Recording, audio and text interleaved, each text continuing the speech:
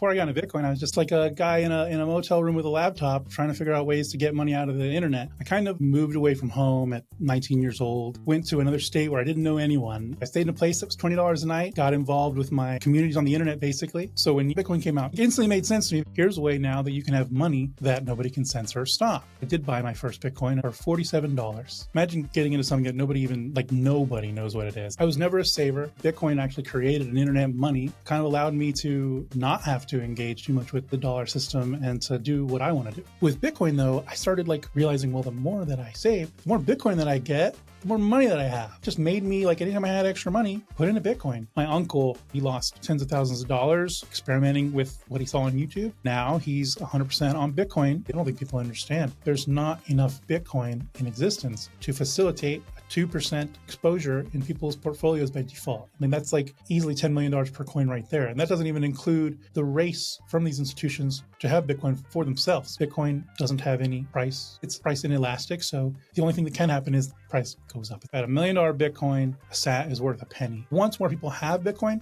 then you'll see a demand for spending.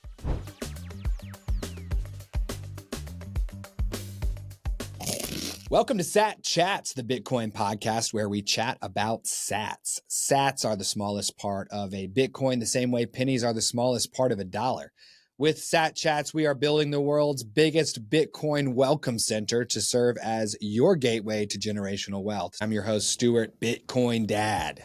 And I'm your co-host, Chris, founder and CEO of Ithaca Hummus. Hummus.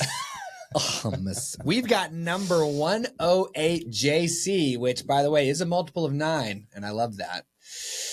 He is someone that we met through the Bitcoin meetup here in Raleigh. Bitcoin Shout out Pizza Day. Bitcoin Pizza Day, right? And actually, number 60 Simple Steve, who produced this gem that you see before you, he talked about you a couple of times. He's like, yeah, this guy JC, I don't know if he'll come on the show. He might be too private for that, but he's got a story to share. And then we saw you at Pizza Day, took you up here. This is what it looks like. And I think that was the moment where you're like, okay, I'll do it. Yeah. For sure. Steve and I go way back. He's been a really great friend and Bitcoiner in Raleigh. So yeah, Simple Steve. He's the man. So let's get to know JC a little bit. JC, how old are you? 40 years old. Just turned 40. Just turned 40. Mm-hmm. Nice. Okay. And where do you live? In North Carolina, here with you guys. In the state of North Carolina. I like that. That's just enough information, but not too much. What do you do to mine fiat? I don't really get to mine too much fiat. I mean, I have you might do side gigs, help friends out with projects they're working on or something. If they might throw me some, bucks, but mostly I work for Bitcoin companies or doing Bitcoin consulting. And generally, if I can, I'll accept Bitcoin for it because that's, to me, of course, more valuable than fiat. What has Bitcoin done for you? It's definitely changed my life, and I'm sure we'll get into history and stuff like that. But, before I got into Bitcoin, I was just really young, but just like a guy in a motel room with a laptop trying to figure out ways to get money out of the internet, and Bitcoin actually created an internet money, which made that actually possible. So it's kind of allowed me to not have to engage too much with the dollar system and to do what I want to do. I love that, dude. What do you do to mine fiat? I don't. I don't do that. I'm out of there. I'm up and out of there. I'm gone. Mm-hmm. I mean, Satillionaires, smash the subscribe if you want to be done mining fiat. I want to be done mining fiat. That's amazing, dude. Bitcoin all the way. So let's get into that. Bitcoin changed your life. I want to hear your Bitcoin story. What was it like for you? What conditions led to you seeking this thing out in the first place? Oh man, I have not a typical upbringing, I'd say. I kind of moved away from home at 19 years old, went to another state where I didn't know anyone and just decided I wanted to just do my own thing. I didn't have any money. Like a lot of people that decided to do this, I had nothing. So I stayed in a place that was $20 a night and got involved with my, communities on the internet, basically, mostly around, there was a lot of groups back then, like the SE 2600 group or just 2600 group in general, which was like a hacking / phone freaking hacking groups. And we would do a lot of things. There was a publication that they would release quarterly where anybody could enter the publication as long as you had a novel hack. And it was released even they got into Barnes and Noble, so you could actually, and you still can get this publication every quarter. Barnes and Noble, only unreleased hacks in it. It's like a free freedom of speech kind of publication. It's super cool. And I was in that community as well as others. Just, I thought it was fun to tweak and mess with systems. And we actually would have a lot of trouble communicating back then because, I don't know if you remember IRC back then, Internet Relay Chat, where a lot of people would go to chat. Those servers were centralized, and whenever we would make a room, they would list us as hacking and they would ban us. So we created, not me, but the community created something that was called Invisible IRC, which was essentially a headless, and it's a little technical, but basically an IRC that works like Bitcoin does, where it didn't have any central server. And when you ran the chat client, you ran the chat for everyone else. And it was anonymous, and you guys could chat without being banned by anyone. And it also used Adam Back's hashcash, which, if you want me to elaborate on that for people who don't know what that is, Adam Back created the first proof of work implementation, which is how Bitcoin works. And essentially, while you couldn't use it as money, you could use it to generate proof that you put some work into something. So instead of just being some guy that's making a username on this decentralized network, you'd have to do some work to prove that you're a human to earn a name on the network so that you can just take all the names, for example, in 2 seconds. And it was my first exposure to proof of work. And it was, just part of my world to be needing the decentralization for censorship resistance, not just because it was cool, but because if we didn't have it, we would get banned or, discriminated against or whatever. People didn't like, even though we weren't like black hat hackers, we weren't like trying to break things or hurt people. We just found like interesting exploits and things and then would expose it so that they could fix it. An example would be like how you can get free photos at a photo booth at the mall. If you type a certain, like they weren't connected to the internet, so you could just use any credit card number that was valid. It wouldn't check it till later. So, free pictures all you want, whatever, little things like that.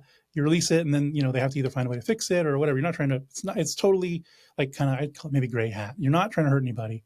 It's just helping people with their security, essentially. And it's fun. It's like, as a hobbyist, it was fun. That was what I was into. What year was that you were exposed to proof of work? Oh God, it's hard to pin it down.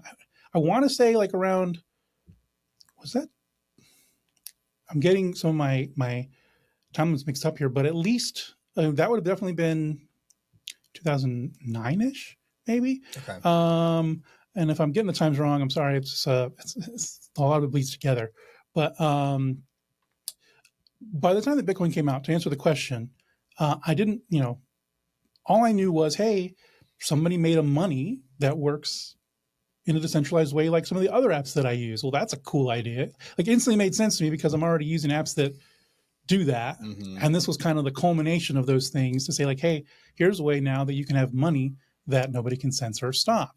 And I didn't become like a huge like fan of it or anything. I just thought, oh, that's cool. Let me get one. Just to say I have one, just like a novelty thing. Like whoever made this, good idea, cool. This is like my kind of thing. And it took me actually a couple years before I did buy my first Bitcoin, and I ended up getting it for $47. Had to go to a Starbucks, meet somebody in person, and give them cash, which to me at the time, $47 was actually a lot of money. So like I almost even wanted to get half, but the guy wouldn't meet me for $20. So I had to spend $50. It was a big deal. And I didn't do anything with it. I was just like, cool, I got one, say I did, whatever, and I kind of forgot about it for a while. But then it became harder to forget about after a while. It started becoming a way bigger deal than even I thought. I saw the promise of it, but you kind of don't expect things to catch on necessarily like Bitcoin has. It's huge now. Getting into Bitcoin back then, people think it's risky now. Like imagine getting into something that nobody knows what it is. Like you don't even have like any evidence you can point to that it's legitimate other than trying to explain to somebody how it works. Like the only thing that you could stand on is like just try to understand how it works. You'll see what it is. It's very transparent. It's very real in that sense. But it has taken people a while. But now I think we're at a point where it's so credible that you're almost an outlier now if you refuse to acknowledge it, even if you don't like it or see any value or need in your own life for it. To try to like dismiss it now as something that's like scary or whatever, like scammy, is just negligent now. Like you're not understanding how the world or markets work anymore. Like even the government is totally on board with it now. So it's a totally different world, and it's kind of crazy in a good way. It's super. It's a great way. I mean, it's awesome. And I really would love to know what it felt like to live through the exchange rate of Bitcoin climbing from $47 in a Starbucks to $120,000. Like, we had the benefit of not being connected into it for a long time until we got interested. And so there was no temptation to do the wrong thing with it or whatever. But like, it just, what did it feel like for you to go through it hitting 100, 1,000, 10,000, 100,000? Like, what is that? What was that like for you? The difference from like 20,000 to 100,000 was a lot less significant than the difference from like even 180 to 2,000. Because that was when I started feeling more vindicated in the price. And I mean, initially, like before, and I'd say before the Mount Gox times, like I really wasn't even thinking of it as the price. I kind of saw that as rampant speculation, and it was like I didn't get pulled into the trading stuff. I was never a trader guy or like a gambler trying to like flip my stack and try to make more Bitcoin. I just almost ignored all of that. It wasn't until like, well after the Mt. Gox dump and Bitcoin going back down to $100 and then kind of coasting around $200 for several years, that's where you kind of feel like, yeah, this thing it's just what it is. It's not to make you rich. It's just like, it's a tool for censorship resistance and, permissionless money. It's still the best money in the world. Still has all the same fundamentals it's always had. And like, it's not going to make you rich. Who cares? It does what it does and nobody can stop it. Even when like, the biggest exchange in the world gets hacked, doesn't stop it. Doesn't matter. All the FUD that people would spread about Bitcoin's going to die if XYZ, everything has happened, doesn't stop. And so that, in that sense, but from going from 200 to 2,000 though, or even to 1,000, that was when it's like, this is in 2017, like, it's happening. Like it's happening. By the time it was already 20,000 goes to 100,000, like it was already to me like a foregone conclusion. Like now, you tell me it's going to $3 million. I know that. Like it's not it's very obvious to me. It's going to millions of dollars. It's not. I won't be surprised at all. But even though I would tell my friends and kind of expect like, yeah, this thing could be worth thousands of dollars, you still are kind of like, I would love to see that. Like still a little skeptical in your own mind. Yeah, like I know it should go to thousands of dollars and it deserves to be thousands of dollars, and I think it's a good like bet to make. But we'll see. It'll happen, I think. But now it's like, yeah, obviously it's going to $3 million. It's like no doubt anymore. It's not like, yeah, I'd love for it to go to 3 million. Like I know it's going to 3 million and up. Yeah. It's so obvious now. It's so much more obvious now than it was then.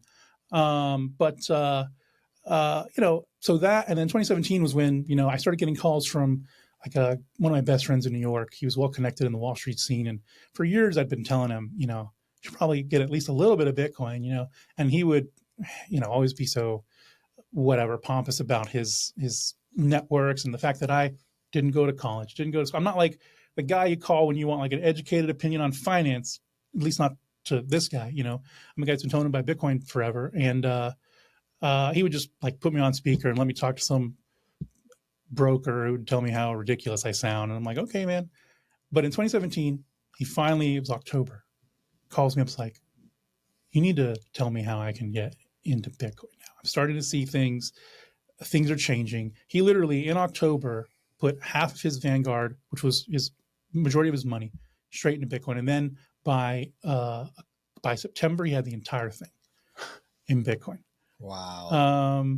With his retirement fund? Yeah, it was his. How was he able to get Bitcoin with his retirement fund in 2017? He put it in cash. He actually went to Taipei and paid in baht. So hundreds of thousands of dollars in bot. I remember the picture he sent me, stacks of cash. Oh, BAT, like BHAT, like the money of in where does he live? Chiang Mai.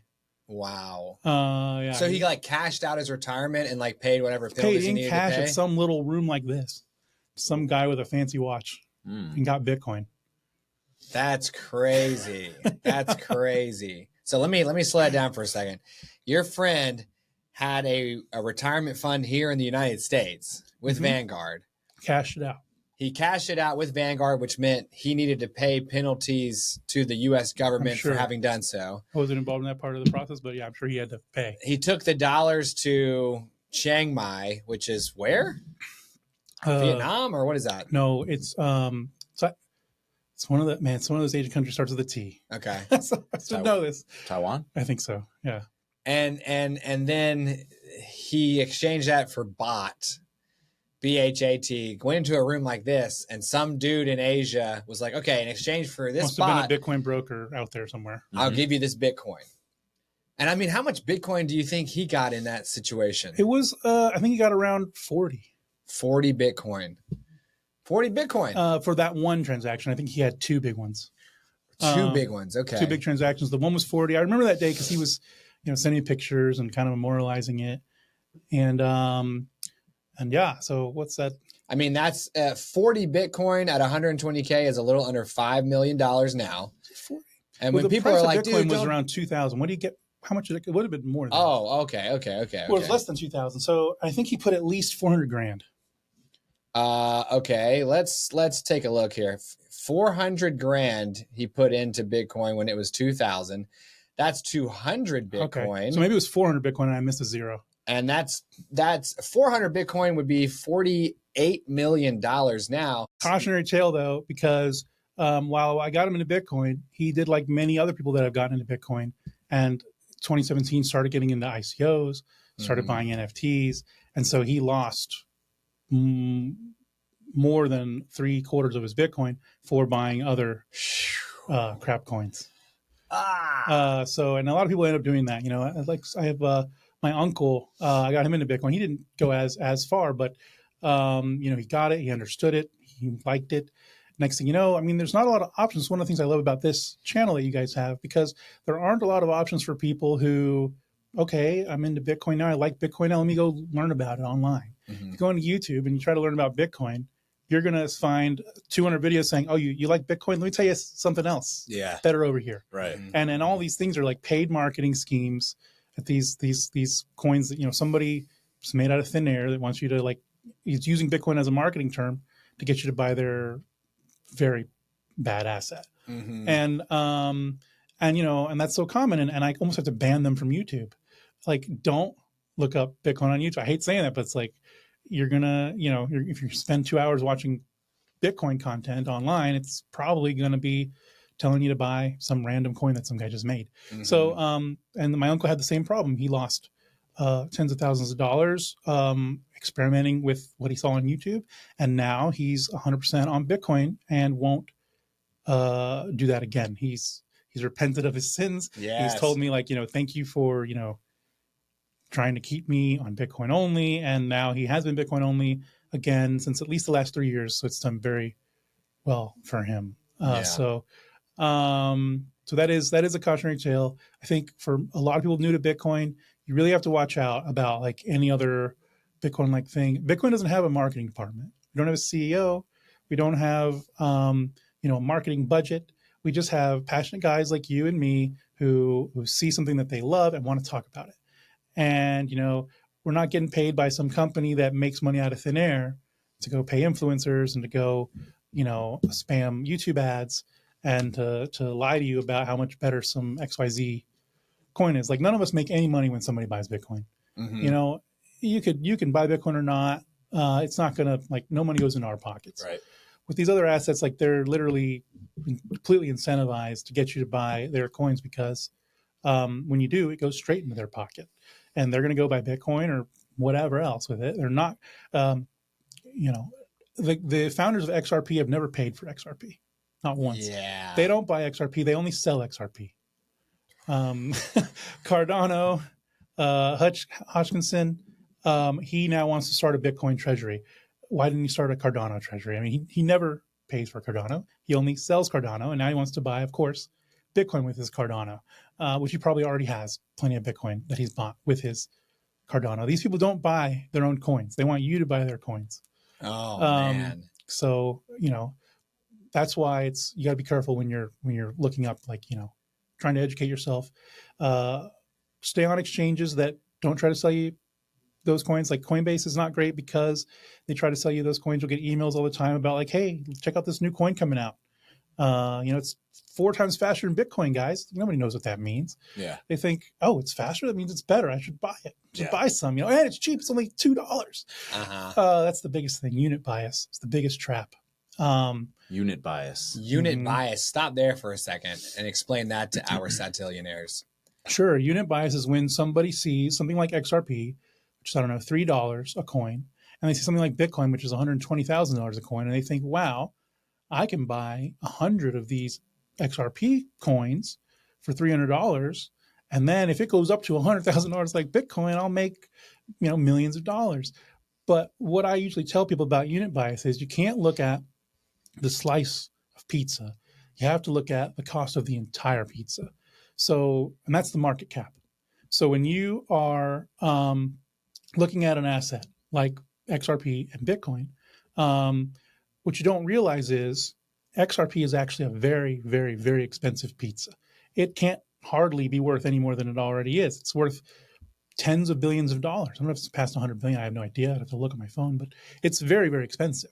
They see something, they see a $3 price tag or Doge with a few, whatever it is, 10 cents price tag, and they think this thing is so cheap. It can go up. It can easily be worth $1,000. I mean, what's $1,000? They don't see the price of the pizza. If the pizza is already $100 billion, for it to go up 1,000 times would make it worth way more than Bitcoin. It would make it like, it'd only bring the price of the thing up to $2, but the cost of that pizza would be like 10 Bitcoins combined. Yeah. And they don't see that. So these are very, very expensive things with a very cheap price. If you cut a $20 pizza into 1 billion pieces, you could give away those little pieces all day for free. It doesn't hardly cost you anything. You can give it to the entire population of the United States and not even use half your pizza, $20. But if you only have 2 pieces, it's $10 a slice. Can't hardly afford to feed them any, whatever. So you got to look at the cost of the entire pizza, not just the cost of the piece of pizza, because it tells the real story. You're not going to make 1,000 times your money buying something that costs 1 cent because it's actually already priced by the market at billions of dollars. So the unit bias is, well, I could have 120,000 of these, or I could have one of these.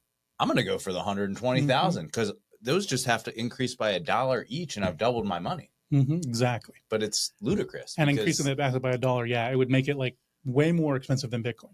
Yeah. In reality. And also the fact that, we can break Bitcoin down into sats. I think eventually, probably not even before long, maybe exchanges will start pricing Bitcoins in sats. And there's a beautiful thing that happens when Bitcoin gets to $1 million. That's when you reach a sat penny parity. So at $1 million Bitcoin, a sat is worth a penny. And at that point, if you're measuring in sats, every time it goes up by a penny, you're going up by $1 million. So there's going to be a day when you're measuring the price of sats in pennies, and you're going to watch those pennies. Okay, today it's worth 16 cents. Today it's worth 17 cents. Oh, it went down to 14 cents. But each tick, nobody's even talking about what a Bitcoin's worth at that point. Yeah. That's $1 million a tick. Yeah. Nobody's got a whole Bitcoin. Yeah. You're trading sats for pennies. Yeah. And that fixes the unit bias, but also it makes people who, have the foresight to actually be buying Bitcoin before it was worth $1 million pretty happy. And that's a big difference between the way that the dollar inflates and the way that Bitcoin allows more people to access it without inflating. Because you'll hear a lot of people give the example of, you say Bitcoin doesn't inflate, but you can cut it into 100 million pieces. The difference is that example.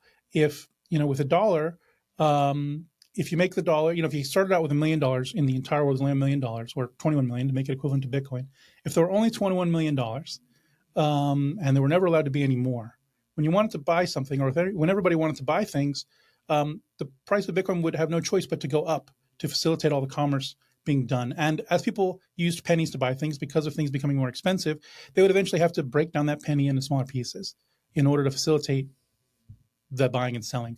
And by doing that, they didn't decrease the price of the dollar. The dollar actually increases in value by people breaking it into smaller pieces, because now people are valuing those smaller pieces, which then, of course, disproportionately or accurately, proportionately increases the value of the dollar itself. So that's what Bitcoin does. Kind of when you break it down in smaller pieces, you're making people who have more Bitcoin actually have more value, because instead of inflating, you're just creating value in smaller and smaller units. So those little Satoshis you had that you didn't value, you might, I don't know if you guys have been in Bitcoin long enough, but one of my favorite things about being in Bitcoin is when you find an old wallet on your phone or computer, which you thought you emptied out, you maybe left like $12 in there or whatever because it wasn't worth moving. And then you see it, it's like, oh, I got $180 in here. Or just found, actually, that's happened. The reason I thought that, because it just happened to me. I found an old wallet that had a legacy address on it. It's like $280 now. I'm pretty sure I emptied it. Like I thought I emptied it, but the little bit was in there. Now it's worth another $300. Yeah. So it's like it keeps on giving. Keeps on growing. Yeah. You can keep spending Bitcoin and not be spending anything, really. I kind of think, you bought your first Bitcoin for $47. And it was just kind of a thing to do at that point, right? It was something I wanted to be involved. Eventually, what happens to most people, I'm assuming happened to you, and I might be wrong about this, but eventually I'm going to guess that it went from a thing to do to a thing that's like, okay, I better figure out how to accumulate as much of this stuff as possible, right? I'll tell you what happened. It kind of hacked my brain. I was never a saver. I guess, intuitively understood how money becomes worth less over time. My family, especially my brother, he's a big Dave Ramsey guy, super saver, zero debt.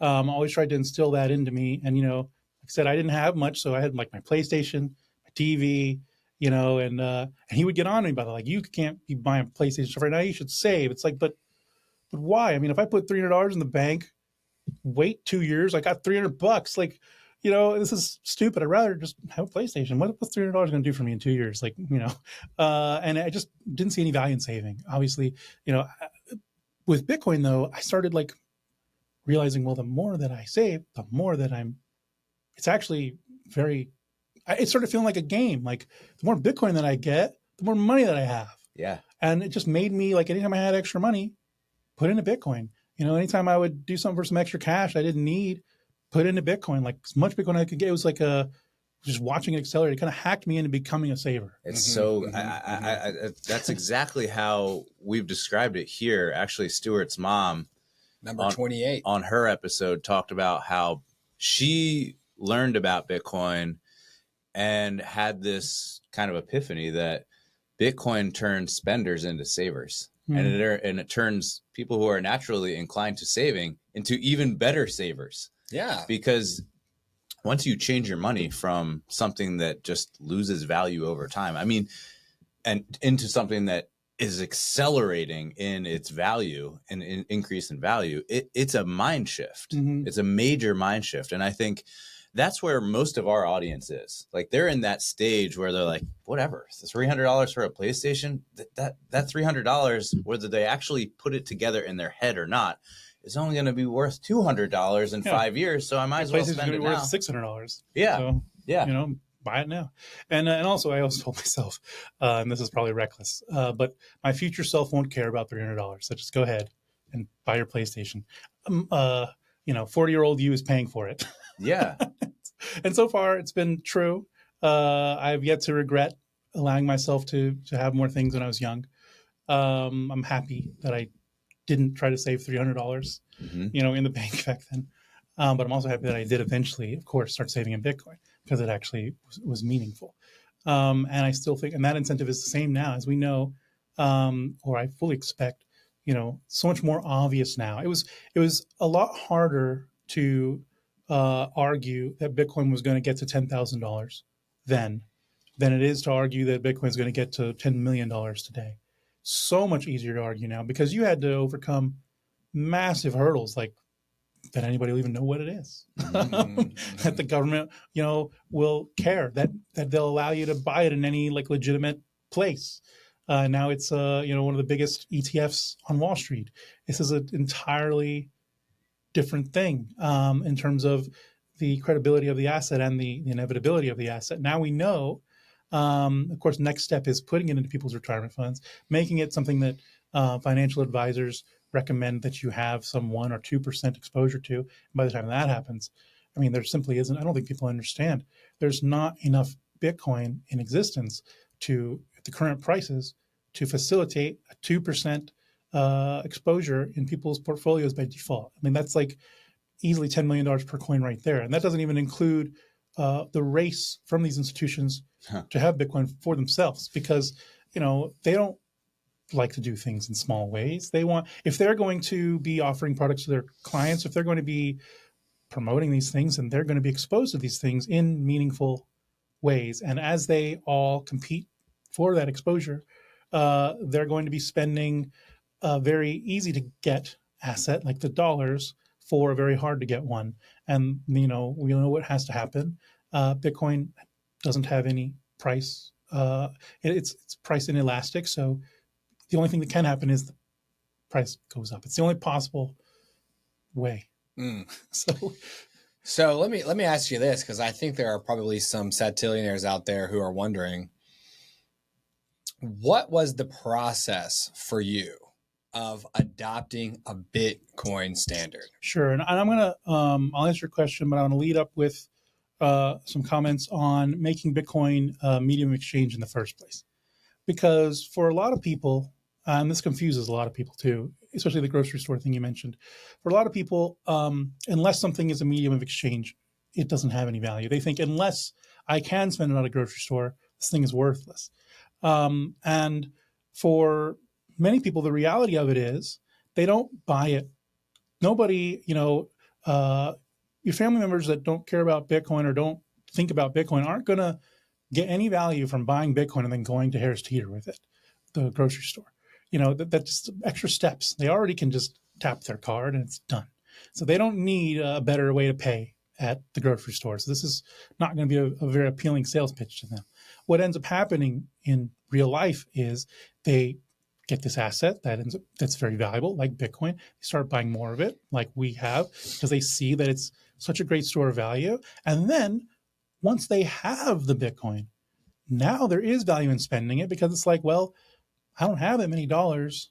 I do have Bitcoin, so I wish I could spend my Bitcoin at the grocery store, and you can. And the way to do that, there's a lot of ways, but the most convenient ways today, my favorite service is BitRefill. Don't know if you guys are familiar with BitRefill. Mm-mm. They are a company that allows you to buy gift cards. They have thousands of merchants. We can go to the grocery store. We can buy prepaid visas. We can buy airplanes, hotels, or not airplanes themselves, airplane tickets. There's a company that brokers airplane purchases, though, for Bitcoin.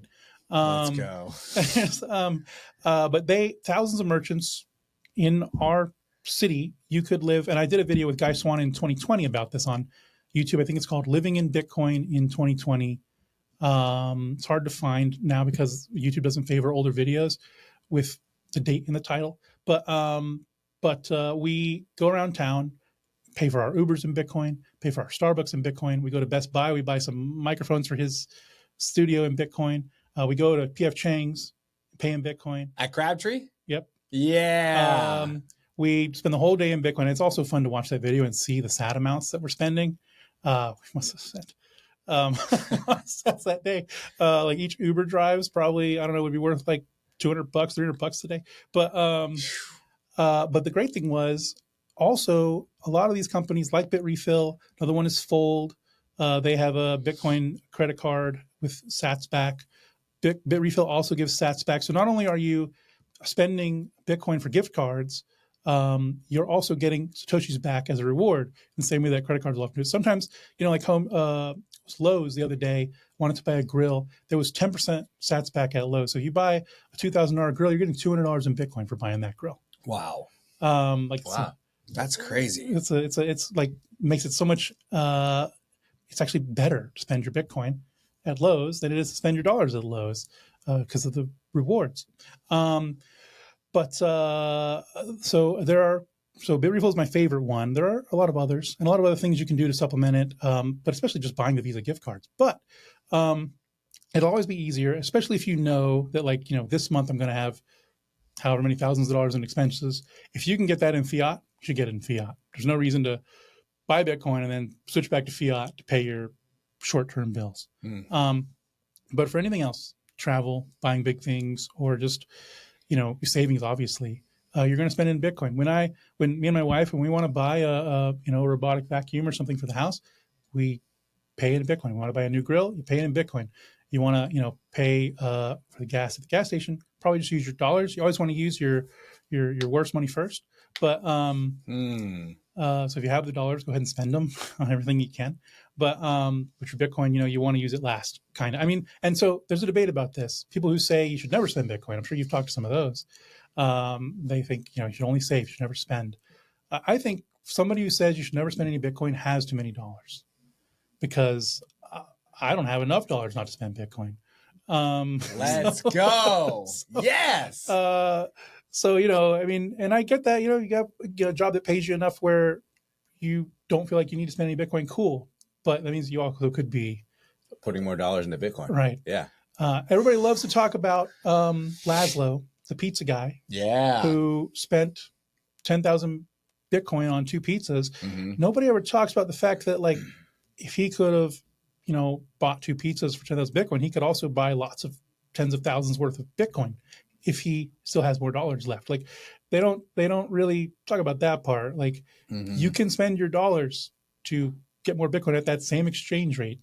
When number 60 Simple Steve came on, he talked about charging everything to a credit card and then selling sats once per month to pay off the credit card balance. Do you do that as well, or are you working through this? Like, his was almost after the fact, and your gift card thing through Bitrefill, it's kind of like before the fact. Or right, do you do if you both? already have the Bitcoin and you want to buy things, Bitrefill is the best way today to do it. This changes all the time. Obviously, if they become a service that's not any good, then the things change. But because you can't trust the individual services, it's more about the functionality. But yeah, if you already have the Bitcoin, Bitrefill is one of the best ways. If you've got the dollars, then I mean, you might as well. I think taking advantage of the fiat system, taking advantage of debt. My brother would hate that, Mr. Dave Ramsey. But taking advantage of as much debt as you can is great in the inflationary fiat world. Put it on credit cards, pay it off with Bitcoin. That's an awesome way to do it. It's crazy that you're comfortable taking advantage of debt. That makes me scared, because, like, what happens if I get upside down and then they're like, you're bankrupt, you're going to jail. But, like, there's a lot of Bitcoiners who are comfortable with debt. I'm so atypical in these ways because I was kind of off the grid when I was young. I mean, living in a motel room, it was $20 a night. It wasn't a fancy place. Like, nobody knows in the world where I am. Like, I don't exist. And I don't exist to the system. And the fact that I had a credit score at all, it's like amazing to me. Like, I just saw it as like free money. Yeah. You guys really are going to give me some like money out of thin air? And what happens if I don't pay?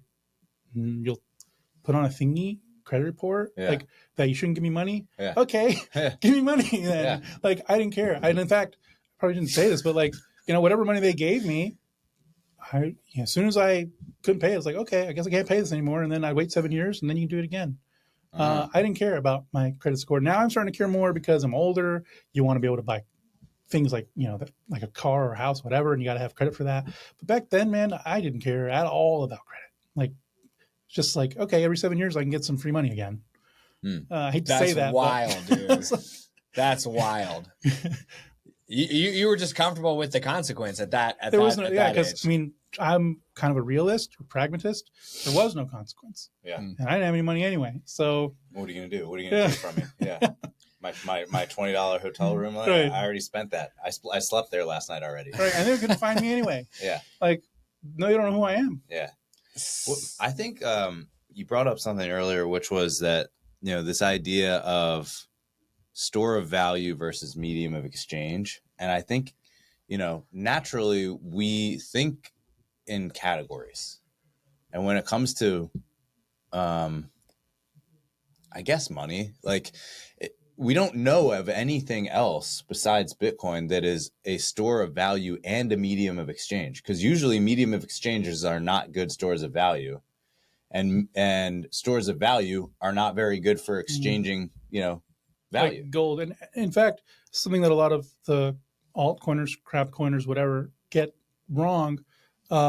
They think that, for example, like, I don't know, it's kind of like outdated now, but like Bitcoin Cash or any of these coins that try to advertise that they are like faster, better at spending. Mm-hmm. And that's like their main selling point.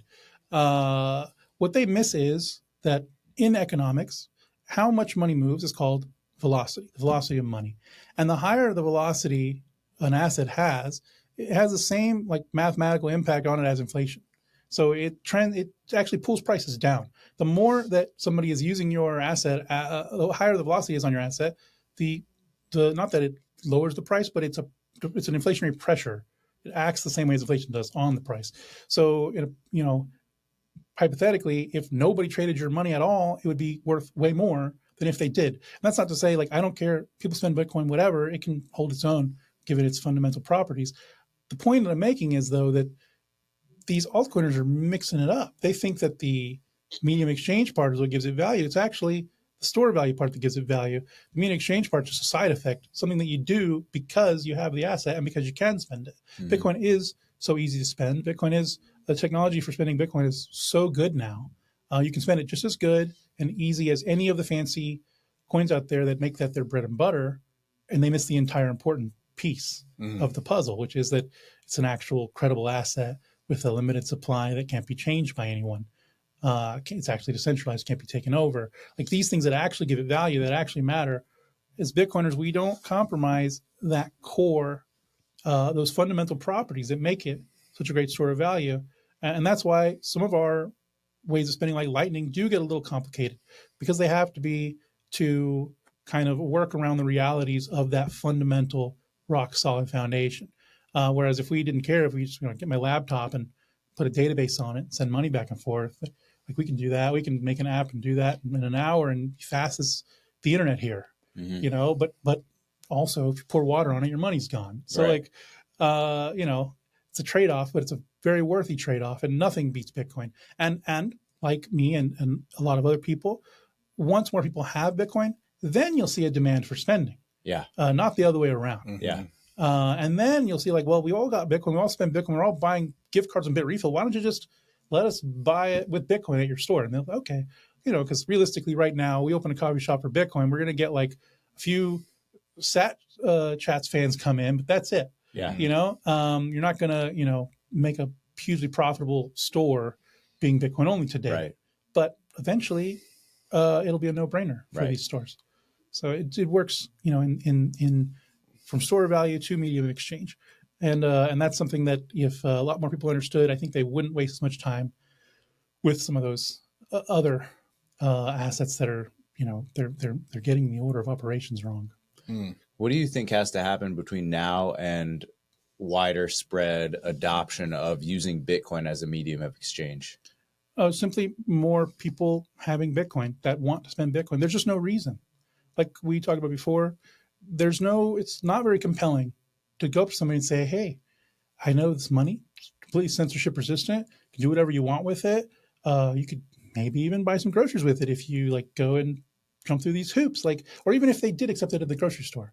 Let's say Square, because Square right now is pushing for further integration and they may succeed. And I just heard also that Sheets is accepting Bitcoin now. I haven't tried it out. I want to go to Sheets. And supposedly they even are giving discounts, big discounts for using Bitcoin up to $15. But even if let's say Sheets, we can go Bitcoin right now and get it. And we tell somebody down the street, hey, there's this money. It's really cool. It's better than dollars. You can spend it at Sheets, whatever. It's just not that exciting. Nobody's thinking, man, I wish I had a better way to pay at Sheets. Mm-hmm. Credit cards work great. People don't really understand the problems with money. And most of them aren't things that are going to impact them in an obvious way anytime soon. Now, it is affecting them in ways that are less obvious that they see when they, pull up a 5-year-old Walmart shopping cart and they see that their, $80 groceries are $500 now. I mean, it's definitely there, but it's hard to see. And it's not obvious enough. Still, if you talk to somebody about Bitcoin, they'll still say, well, it's too volatile, without even realizing that dollars are they're worse because they're not only volatile, they only go down. Yeah. They're designed to only go down. You're never gonna actually start paying less for groceries all of a sudden, like unless it's like subsidized by government or something. In general, the value of dollars is going to continue going down. Bitcoin is volatile, but it trends up. It has the opposite fundamental properties of a dollar, and Bitcoin is in many cases easier to spend online than dollars. If you started both of them from scratch, everybody's equally exposed to both Bitcoin and dollars, and you brought somebody from scratch to a random website that accepts Bitcoin or a credit card, and you said, okay, either scan this QR code or type a 16-digit number, a date, a 3-digit number, your address, your name, and all of that, okay, and then wait to see if they'll approve you or not, or you scan. Like it's so much easier. Actually, Wow. like, Bitcoin is hard to spend. No, it's actually way easier to spend than that. I mean, we only take for granted the fact that your credit card's in your little extension on the side of your browser, so you click and it fills it. Okay, Bitcoin is just as easy as that. They just haven't set it up yet. If you didn't set up your credit card, it's way hard. And you got to start a bank account. You got to like go there in person, so your ID, all this stuff. Like it's way easier to spend Bitcoin. We're just ignoring like the 10 hours of work you already put in to make it easy for yourself. Some costs. Wow. Wow. Yeah. It's the traditional system that's clunky. Mm-hmm. I hear all the time. Bitcoin is more volatile. It goes up. The dollars go down. Guaranteed. Bitcoin is too complicated to spend. It's way easier. You just don't realize it because you've already set up your bank account, your credit card, et cetera, et cetera. All these things. Bitcoin, it's fast. It's cheap to spend if you know what you're doing. And another big thing that you'll hear, well, it's complicated to know what wallet to get, what wallet to use. How's anybody ever going to figure out all these complicated wallets or whatever? It's too hard for a regular person, right? That's what I hear anyway. The fact is people kind of forget that there are many things in their life that they only know because everybody knows it.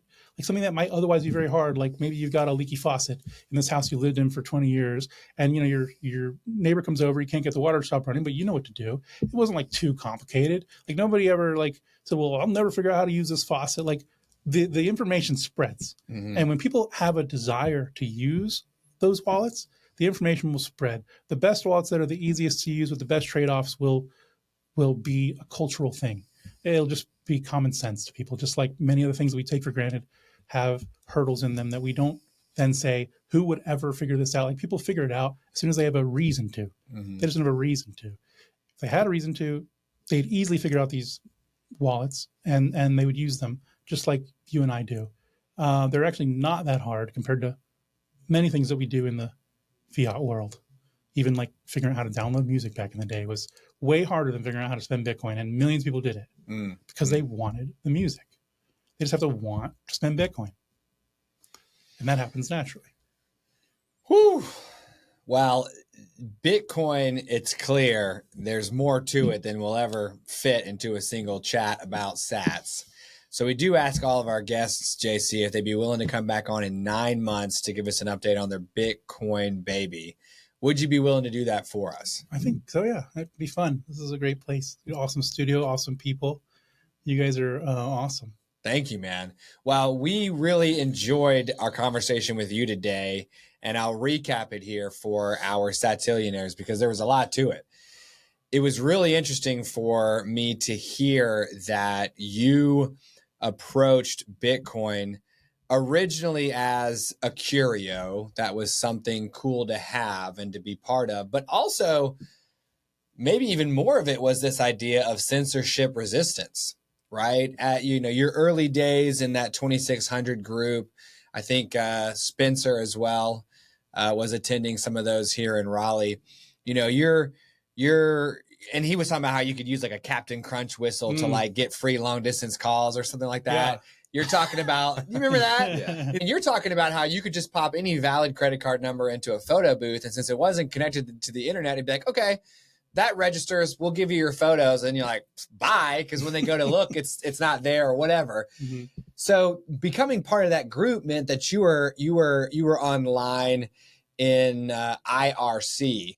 You were there, but it was a centralized communication platform, and they felt like you were persona non grata, so to speak. The word hacking, even though we're not doing anything wrong, is just right associated with bad. So you were getting kicked off, and you guys eventually found a way to have some censorship resistant communications, and then you find Bitcoin or and actually there was like a Adam Back's hashcash proof of work thing where you needed to do a little bit of work to get into this censorship resistant form of IRC, invisible IRC, and that eventually led you to Bitcoin as a censorship resistant form of money on the internet. So you went to like a Starbucks or something. You were trying to get half a Bitcoin for 20 some odd bucks. Your friendly local in-person dispenser of Bitcoin was like, yeah, I don't get out of bed for less than 1 Bitcoin.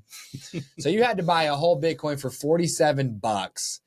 And it looks like over time you got to a place where Bitcoin went from 47 up to, like 180. And then that journey from 180 to 2000 was like, oh my goodness, this is happening. Bitcoin is real. And you eventually decided to get all the way into Bitcoin 100%. You're on a Bitcoin standard. It's just part of your life. Unlike many who think that Bitcoin is either a dead end or it's like a store of value that goes one way and that's it, and you still need to attend to all the stuff over here. You can live on a Bitcoin standard. You can get gift cards in advance with your sats that get cheaper and cheaper for you to buy and get sats back on the purchase to help refill what you spent. If you have $100,000 worth of Bitcoin, let's say Bitcoin is at 100K, your expenses for the month are 10,000. You sell off 10,000. Now you have 90,000 worth of Bitcoin. Bitcoin goes up to 110. You're back up to 100K worth of Bitcoin. You're like, boom, it refilled itself, right? And you're able to operate on a Bitcoin standard. And going from 2,000 to 20,000 was like, you knew it was going to happen. 20,000 to 100,000, you know it's going to happen. Up to several $1 million, of course. You talked about it being credible, inevitable. I loved hearing that Bitcoin at 1 million means that 1 Satoshi is worth 1 penny.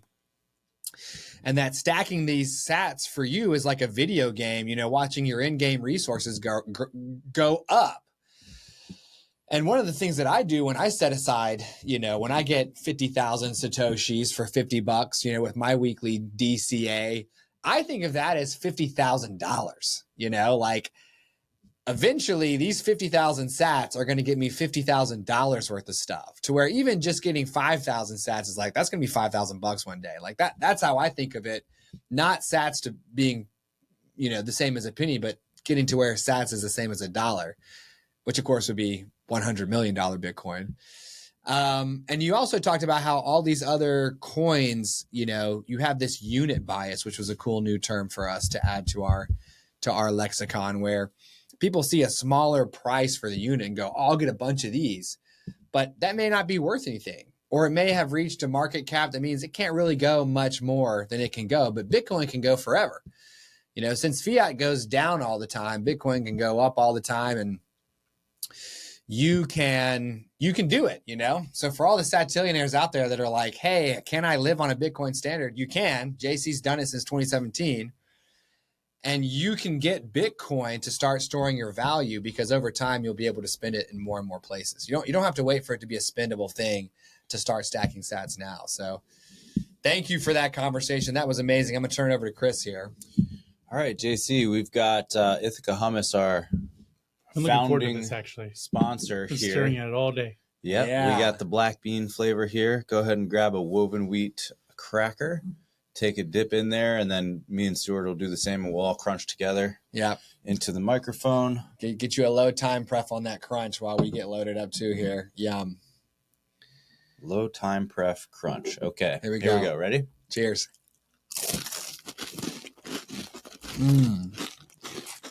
Have you had this flavor before? No, it's awesome. Yeah. Full of black bean flavor immediately with a little bit of heat. I don't know if anybody's ever done this, but I got to give him more. Yeah. Oh, it so happens. Good that he's awesome. We Ithaca Hummus is like just exploding right now. We don't have enough supply to keep up with the demand. So eat up while you can. All right. So got it. last thing we got here. You get to choose between $50 and $50 worth of Bitcoin as a small token of a SatChat's appreciation for you being here today. And so, you got this $50 bill, which will show you front and back of. It's real. I mean, it's as real as one of these things can be. Or 41,850 sats. Well, I'm going to take the sats because the dollar isn't backed by anything. So I don't understand the value of it. It's not backed by anything. They make it out of thin air. It's like I don't know, it's some kind of like digital money. I want the one that's actually backed by energy and proof of work. Thank you for stacking the sats, JC. You bring now this is big. Yeah. It's a defining moment right here. Change the... Yes! Oh my gosh. So we did it. So for all you Satillionaires that are listening on Spotify or Apple Podcasts or Fountain, and you can't see this, we just hit 100 guests who have stacked the sats with us, and we're only at 8 who chose the cash. And our goal very early on in this show was to get to 100 who stacked the sats before we ever get to 10. Because we wanted to dunk on the US dollar. We wanted to dunk. We just wanted to just boom. Yeah. You know what I mean? Or maybe the dollar's taking a shot and you're like, ooh, you slap it out of the way real nasty. Smack it to the moon, baby. No. And I can't believe we did it because we had a moment where we were in the low 80s. Yep. I think my sister, number 81, number 80, she chose the cash to go have tacos that night. She spent her $50 on tacos that night. And somebody in the comments was like, Lid, I hope those tacos sucked. They did not like that. She took us up to 7 who had chosen the cash. And we were like at 80 or 81 that had stacked the sats. And then my daughter came on in short order. She took the cash so she could go buy makeup at Target.